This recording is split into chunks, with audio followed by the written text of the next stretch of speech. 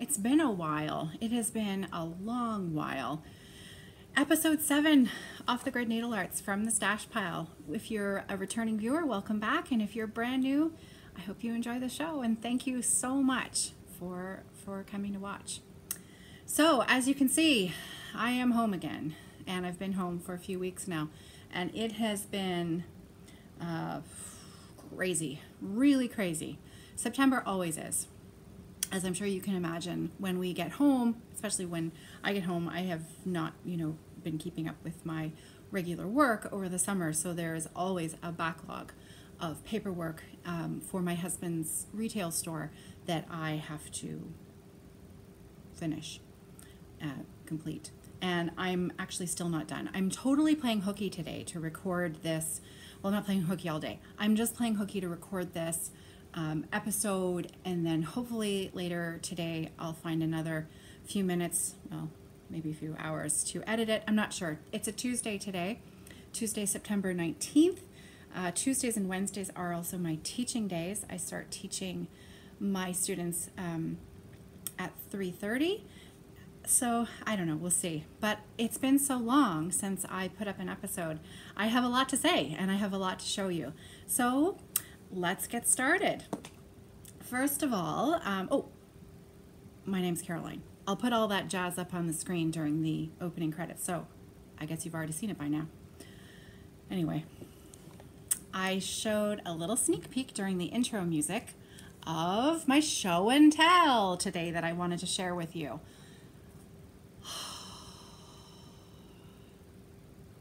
It is so difficult to share finished pieces that are framed with the glass, obviously, because you get quite a reflection of it.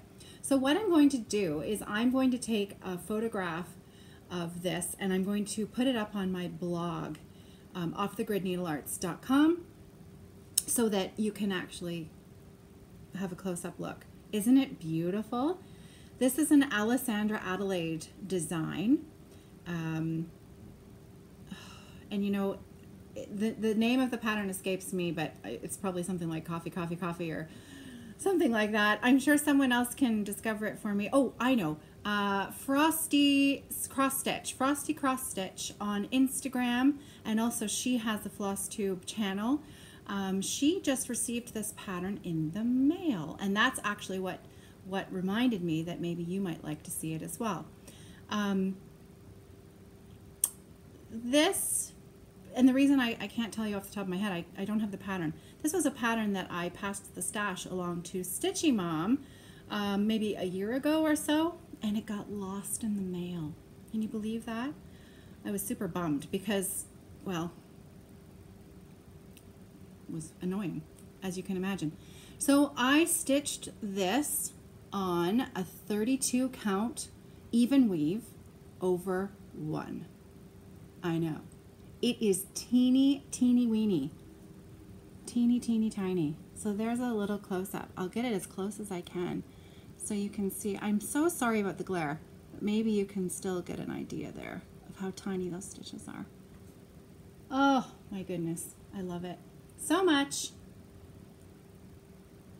And believe it or not, I had it framed a while ago, and I still haven't found the perfect spot for it. I'm not quite sure where to put it, but I'll find a home for it eventually.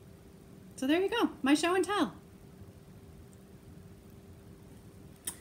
All right, next, whips. It has been so busy. I haven't had a lot of time to stitch, but when I have, I've been trying to work on a few things that I'm really hoping to have finished up at some point this year. So two main pieces that are sort of I've been working on for a while. The first one, if you follow me on Instagram, Off the Grid Needlearts, then you have seen this one recently. This is my Prairie Schooler Red-winged Blackbird, and this is from the pattern the Birds and Berries pattern booklet number 44, and you can see there at the top there's the Red-winged Blackbird.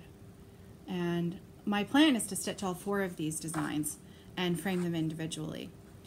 But I'm so close. I'm almost done.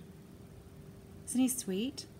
You know, funny, when I was stitching him and I had done the bird, and the bird was sort of, you know, had no legs and there was no branch underneath, my daughter looked at it and she said, "What are you stitching?" And I said, "Well, it's a bird." She said, "Is it dead?" Because at that point, you know, I hadn't done the tail and it had no legs and it looked like it was sort of flopping around on the ground. Maybe I was holding it like this and she couldn't quite see it. Anyways, I thought it was funny. But I am in absolute love with this piece.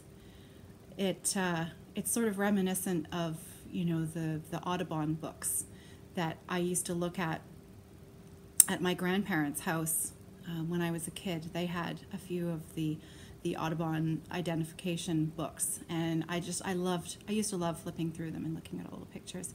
So I'm super pleased to have almost completed this. And let me tell you, these are very small designs. There's so much stitching in them. It's frankly shocking.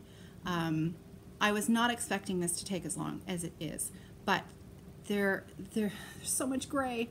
But when it's done, it's so worth it. It's so beautiful.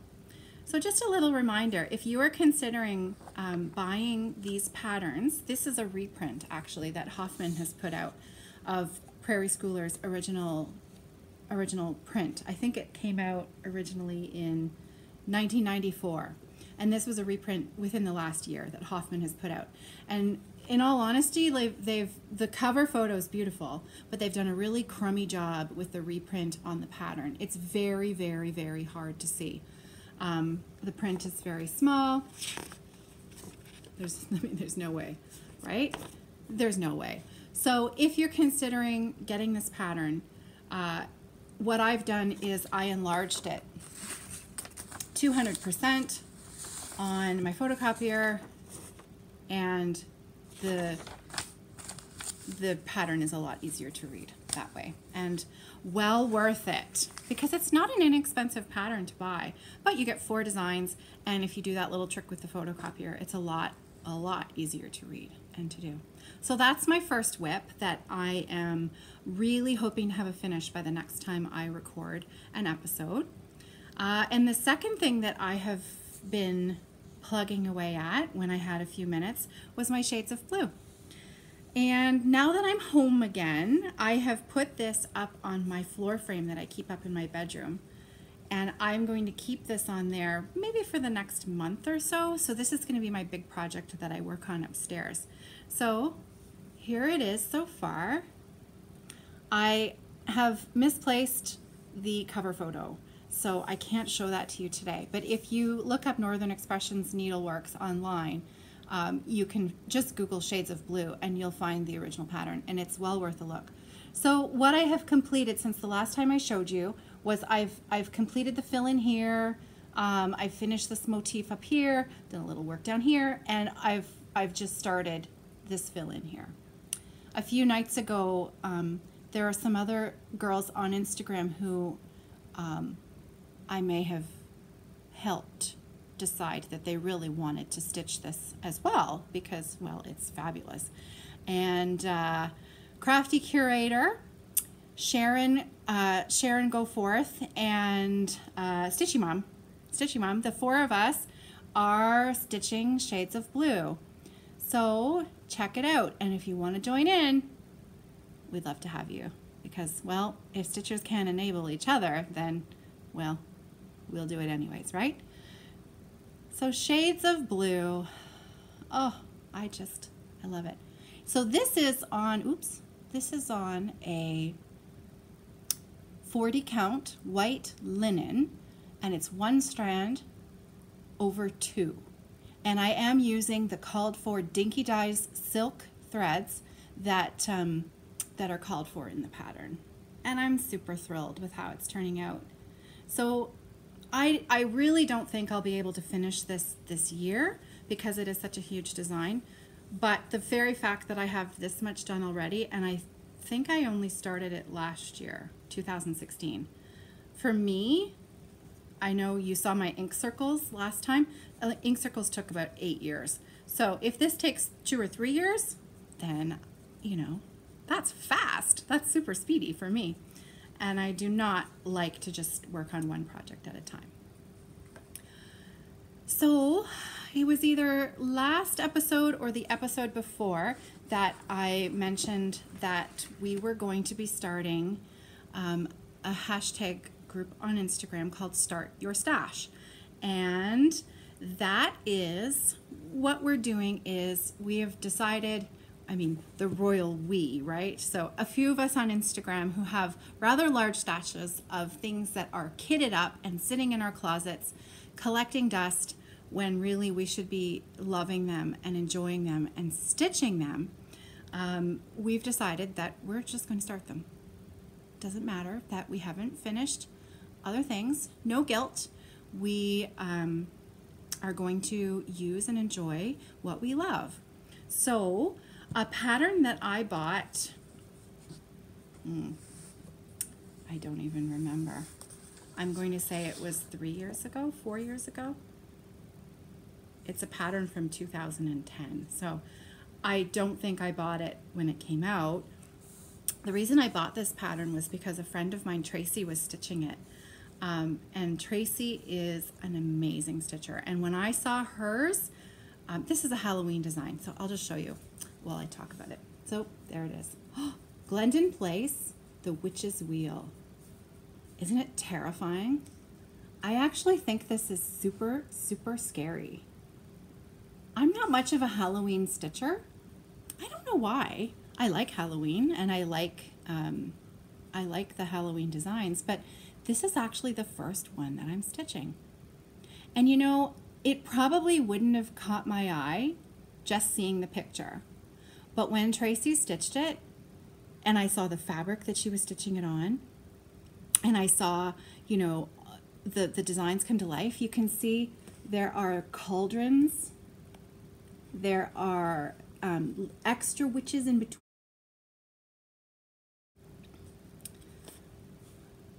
I'm gonna have to edit that out anyway. Redo. So there are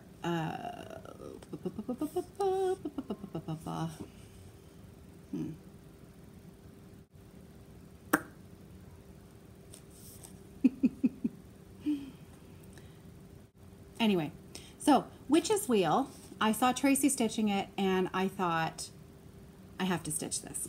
So wait until you see the fabric. It is fantastic. This is, picture this plus, Solar Flare. And I'm pretty sure it's 32 count. And look at my tiny little start. She's looking at you. Isn't that scary? Isn't it amazing? With just a few stitches, the shape of her face starts to come to life. It's amazing. So this is, again, Solar Flare, picture this plus, and I believe it's 32 count. Now, this is mostly, obviously, mostly black thread. So, funny story. In stitching circles where I live, people that know me as the 310 girl. And it's not a nickname that I mind, or jokes being told about me that I mind, because it is, well, you know, I come by it honestly. And now, of course, I don't have it. I'm going to put you on hold, and I'll be right back.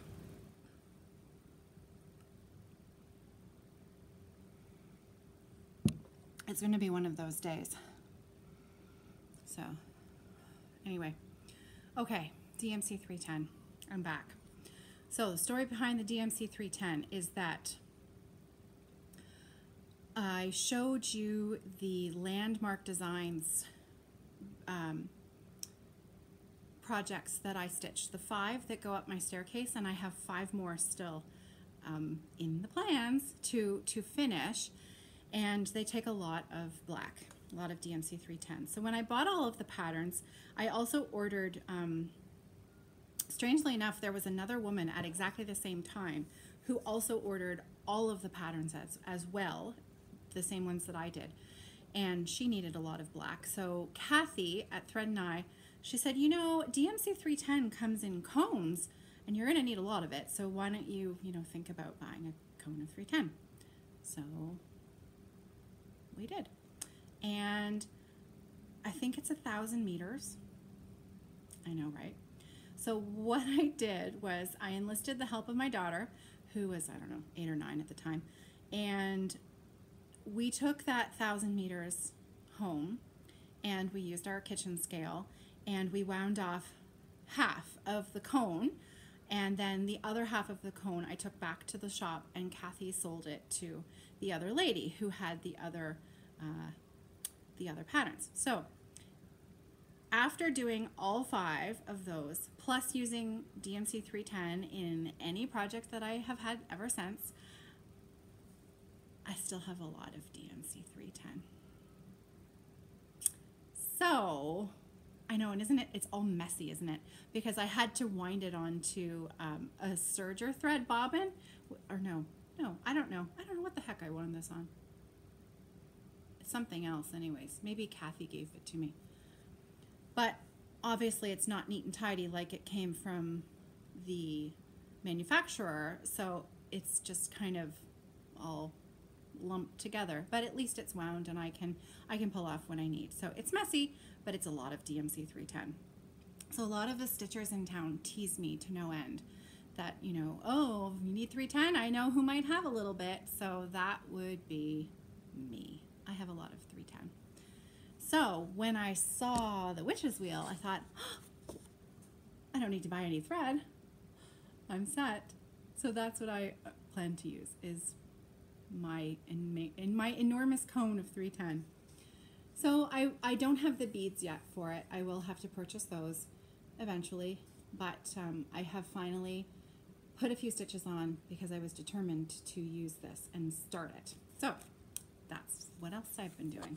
All right, so I have a little something from the stash pile today to share with you. It's not something that I've been working on for a while, but it is something that I thought I would share because, like I have said before, my hope is that as I pull these things out of my stash, I will remind myself about the beautiful things that I have and then work on them again.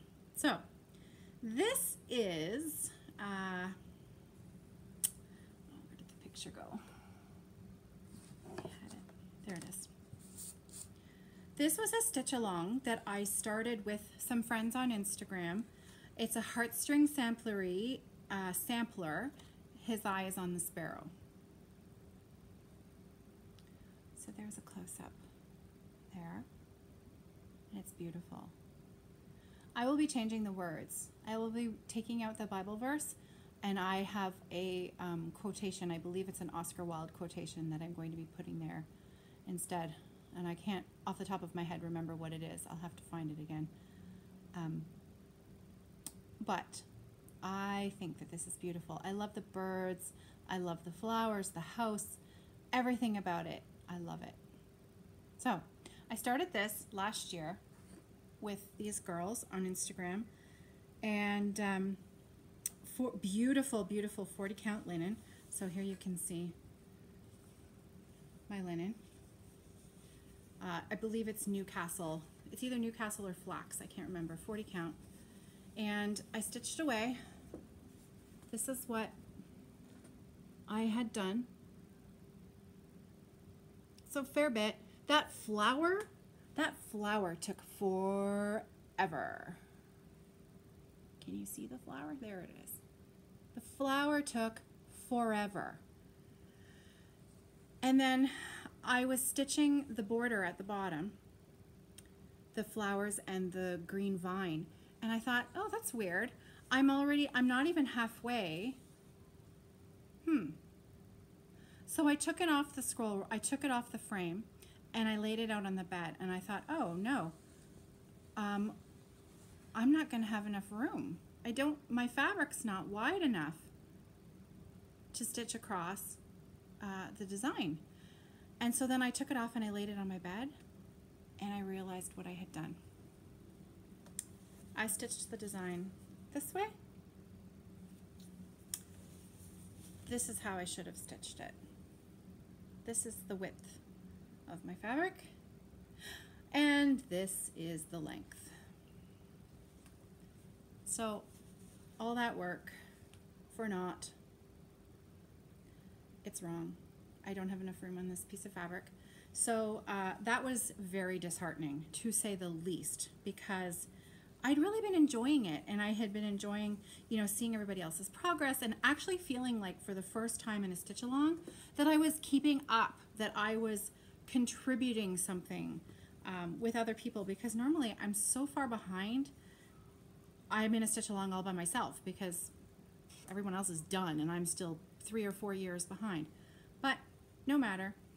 What I did, I'm considering, I think what's left on here might be big enough to do the Prairie Schooler alphabet. I don't know.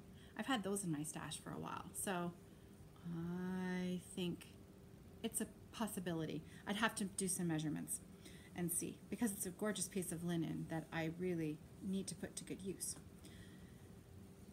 And what I did was I purchased a while ago.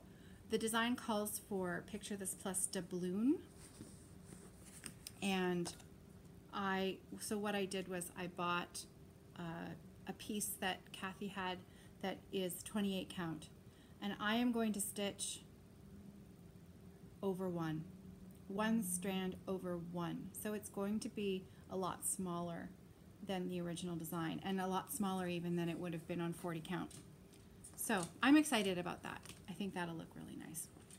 And that's it. That was from my stash pile, and I don't know when I'm going to restart that, because that was a little heartbreaking to have that happen after all that work and effort, and to feel like I'd ruined this beautiful piece of linen that I had. Anyway, it's all good. So that's my stitching for today. And hopefully the next time I see you, I'll have a finished piece that I can share with you. So that's it for stitching for me today. I do have a little shop update now, if you're interested, if you'd like to stick around and have a peek. I have a few things that are new in the shop since the last time I podcast. I had mentioned that we were going to be doing some Halloween stitching bags, and those are now in the shop. So I'll just show you a few of them. We've got some monsters. I love this one. Kathy and we both picked favorites. This guy's my favorite, and she likes the cousin It at the top. Isn't it cute? And the inside on this one is a lovely orange. Perfect for Halloween. Fall. So cute. I think I have this up with a matching Notion tote. Yeah, this one's mine because I couldn't resist. Kathy and I each kept a little guy. So I'm selling one of them as a kit. I do have some individual bags. If you're not interested in getting the Notions tote and you don't feel like paying for that as well, just let me know and I'll just separate them. So cute. So that's the monster, and then there is little ghosts. So cute. And again, a little matching Notions tote. And we have ghosts, pumpkins. I love the pumpkin snowman. So the Halloween fabrics that I've got up in the shop right now, we've got some little animals, little space animals. These guys are so cute. This one's my favorite. The fall leaves. I love the accent fabric on this one. I think that is so sharp. It was a nice combination. And then there's a polka dots chevron surprise on the inside. Now, so those are the cross stitch bags. We also used the same fabrics to make the wedge tote as well.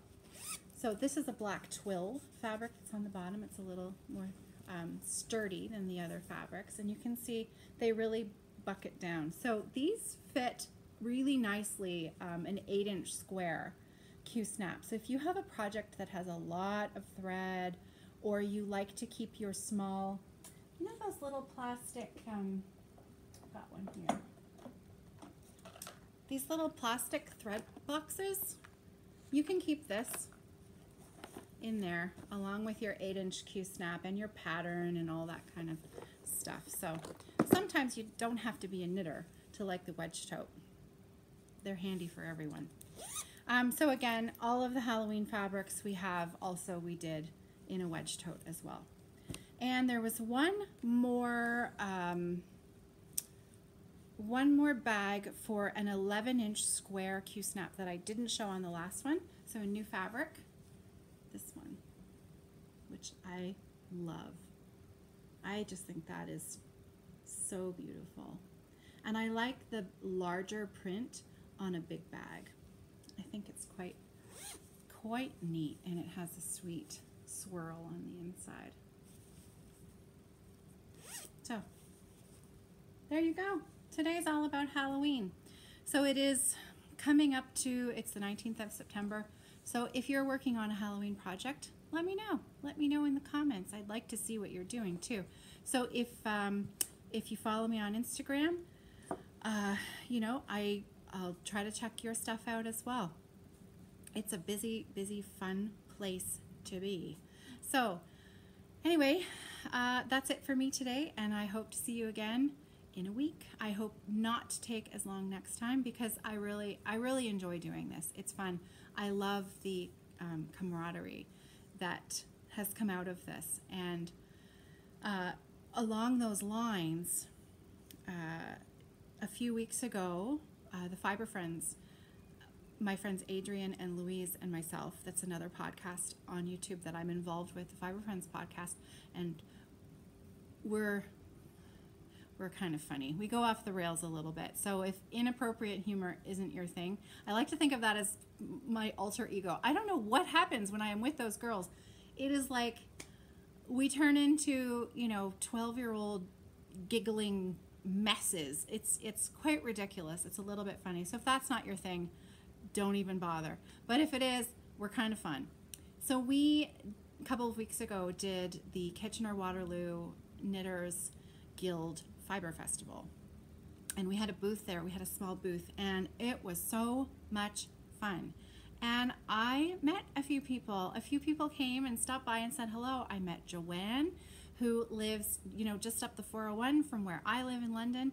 I met another Caroline, who's a knitter, and I met Heidi Cran from, you may know her, and if you don't, her podcast is Stitching 1 over 2, and it is a really, really nice podcast. And Heidi is lovely. She's just as lovely in person as she is on her show, and it was really nice to make that connection and, you know, meet some new stitchy friends. So, you know, join in, and maybe you'll meet some stitchy friends in your own area as well. It's a lot of fun. It's a lot of fun. So that's it for me today. I hope you have a great week. I hope you get in a lot of stitching this weekend that's coming up. I hope to get in a lot of stitching. And I'll see you next week. Happy stitching.